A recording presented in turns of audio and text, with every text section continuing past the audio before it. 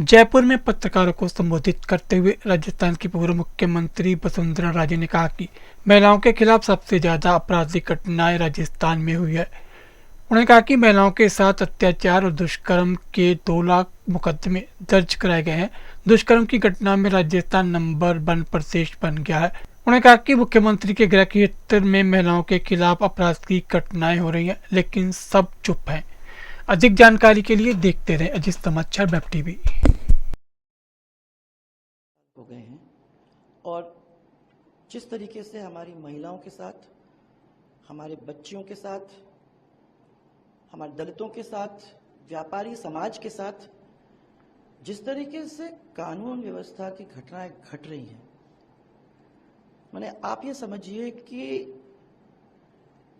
तार तार हो रहा है। और मैं अभी आपके ही फिगर्स देख रही थी, महिलाओं के खिलाफ सबसे ज्यादा आपराधिक घटनाएं यहां राजस्थान में हुई हैं। 54 महीने में 10 लाख से ज्यादा आपराधिक घटनाएं हुई हैं। 7,500 से ज्यादा निर्दोषों की हत्याएं हुई हैं।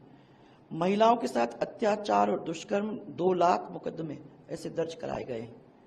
दुष्कर्म की करीबन 33,000 घटनाएं हुई हैं, जो इस देश के 22% है। दुखद है कि दुष्कर्म की घटनाओं में राजस्थान नंबर 1 प्रदेश बन गया है। मुख्यमंत्री के गृह क्षेत्र में महिलाओं के खिलाफ अपराध की घटनाएं हो रही हैं, परंतु सब चुप हैं, कोई बोल ही नहीं रहा इस पे। मीडिया की खबरों के अनुसार राजस्थान में प्रतिदिन औसतन 18 से 19 रेप, हर दिन औसतन 5 से 7 मर्डर, और कांग्रेस की गहलोत की सरकार में हजारों महिलाओं के साथ बलात्कार की घटनाएं घटी जा रही हैं, परंतु ना कोई बोल रहा है उनकी सरकार का, ना पुलिस आगे बढ़ रही है। अभी आप अगर देखेंगे, जब ये सरकार आई उसके कुछ ही दिनों बाद थाना गाजी के रेप का कांड सबके सामने है।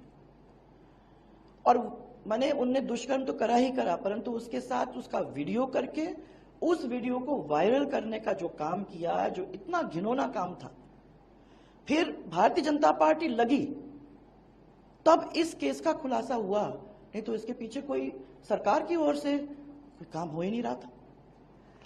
इसके साथ साथ जोधपुर के अंदर आप देखिए, इससे घिनौना और क्या हो सकता है। एक छोटी सी बच्ची को अपनी मां, उसकी मां नहला रही थी, तो उसने उस खून देखा, खून देख के उसको जरा चिंता हुई, उसने बच्ची को अलग ले जाकर उस बच्ची से पूछा, तब उसने नाम लेके बताया कि ये मेरे साथ हो रहा है, और मैंने ऑब्वियसली दुखी थी। तब रिपोर्ट हुई। आदमी माने बच्चियों को नहीं छोड़ रहे हैं इस प्रदेश के अंदर, और हमारी सरकार बच्चियों को सुरक्षित नहीं रख सकते।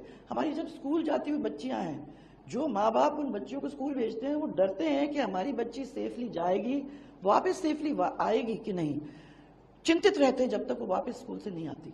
आज ये परिस्थिति ऐसे प्रदेश में, जिस प्रदेश के अंदर महिलाओं की इज्जत सर आंखों पे रखी जाती थी, ऐसी स्थिति आज हमारे राजस्थान प्रदेश के अंदर। ये अकेले ही नहीं है, आप ये देख लीजिए कि मुख्यमंत्री के घर के 5 किलोमीटर दूर वैशाली नगर के अंदर 10 साल के बेटे के सामने एक महिला के साथ दुष्कर्म होता है, उसके बाद उसके ऊपर पेट्रोल डलाकर जलाया जाता है। करौली के अंदर आपने कुछ ही समय पहले ये बात निकल के आई थी, एक लड़की के साथ दुष्कर्म होता है, उसको गोली मारी जाती है, उसके ऊपर एसिड डाला जाता है और फिर उसको कुएं के अंदर फेंका जाता है, उसकी बॉडी कुएं से रिकवर होती है। इसी तरीके से आप ये देख लीजिए, एक सिख बच्ची के साथ अलवर के अंदर गैंग रेप होता है और उसके बाद उसका मर्डर कर दिया जाता है। पर उससे और खराब एक बच्ची जो रियली भयावह है, दलित युवती के साथ गैंग रेप करके, जिसमें बताते हैं पुलिस वाले भी शामिल थे। वो बेचारी गूंगी थी, बहरी थी। माने आप ये समझिए कि रक्षक ही अगर भक्षक बन जाते हैं तो इस प्रदेश का क्या हाल आगे चल के होने वाला है। दौसा में अपहरण का केस, मैं तो कुछ ही आप लोगों को गिना रही हूं। दौसा में अपहरण करने का एक विरोध जब उसने किया मां बाप ने, तो पिता को कुचल डाला और मां के ऊपर हमला करके उसको घायल कर दिया, उसके बाद उसका अपहरण कर दिया। ये क्या है और कब और कैसे रुकेगा? राजधानी के अंदर आत्मदाह का मामला सामने आया है, माने चरम सीमा पे है महिला उत्पीड़न। और मैं महिला उत्पीड़न बच्चियों की तो बात कर ही रही हूं, परंतु दलितों के साथ भी कोई इन्होंने छोड़ा नहीं है। 2022 के अंदर राजस्थान में दलितों पर 8000 से ज्यादा मुकदमे दर्ज हुए।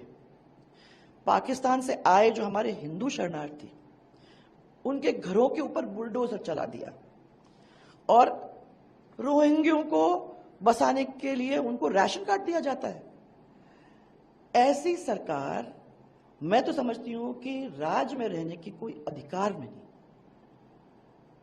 ये तो मैं कुछ ही बातें आप लोगों के सामने रख रही हूं। मैं तो देख के इतनी आहत हूं, खुद महिला होने के नाते मैं आहत हूं कि मेरी महिलाओं के साथ इस तरीके का राजस्थान के अंदर आज काम हो रहा है।